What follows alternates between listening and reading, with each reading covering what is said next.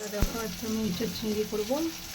তো ইঁচড়টা কালকে ছোলার ডাল দিয়ে করেছিলাম, তা বেশি নিয়ে এসেছিলো। ইঁচড়টা বড় গোটা ছিল আর কি ইঁচড়টা। তো আজকে ইঁচড় আলু চিংড়ি দিয়ে হবে। এই যে দেশি চিংড়ি, কিছু চিংড়ি, বড় চিংড়ি পাইনি, তাই যে চিংড়ি মাছটা ভেজে নিচ্ছি। আর এই যে এখানে মশলাটা পেস্ট করে নিয়েছি, জিরে, ধনে, রসুন, পেঁয়াজ, শুকনো লঙ্কা, কাঁচা লঙ্কা, টমেটো একবারে পেস্ট করে নিয়েছি। তো আজকে আমি কুকারে ইঁচড় চিংড়ি করবো আর কি। তো বাড়িতে যদি গেস্ট আসে তাড়াতাড়ি হয়ে যাবে আর কি। তো ইঁচড়টা হতে অনেক সময় লাগে। তো দেখাচ্ছি পরে বন্ধুরা আমি ইঁচড়টা রান্না করে। তো তেলটা আমার গরম হয়ে গেছে, এবার ইঁচড়টা দিয়ে দেবো।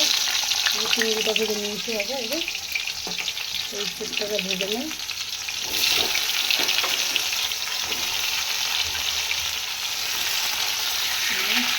ভেজে দিচ্ছি।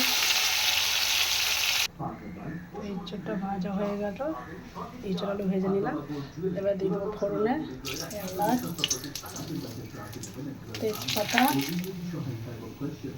পাঁচফোড়ন। এবার দিয়ে দেবো পেঁয়াজ। পেঁয়াজটা লাল লাল করে ভেজে নিই।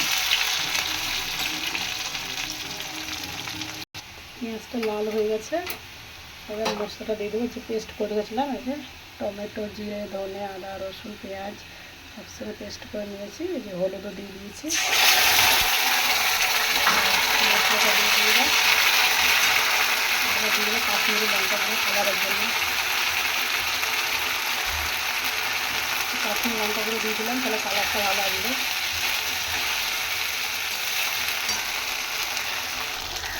এবার দিয়ে দেবো একটু চিনি, তাহলে টেস্টটা ভালো হবে। এবার দিয়ে দেবো লবণ।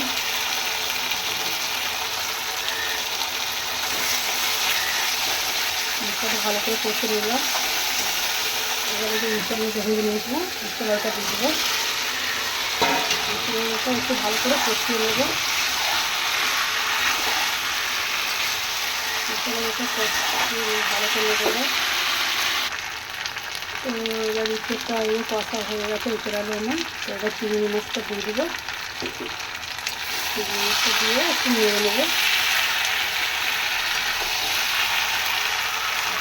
এবার জল দিয়ে দেবো।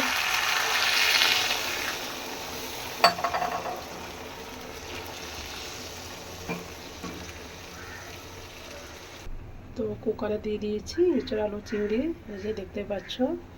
তো এবার 10 মিনিট দেবো, দুটো সিটি দেবো। আর 10 মিনিট দিলেই হয়ে যাবে। তো বন্ধুরা তোমরা একবার এইভাবে ইঁচড় চিংড়ি খেয়ে দেখবে, ভালো লাগবে। প্রেসার কুকারে তাড়াতাড়ি হয়ে যাবে।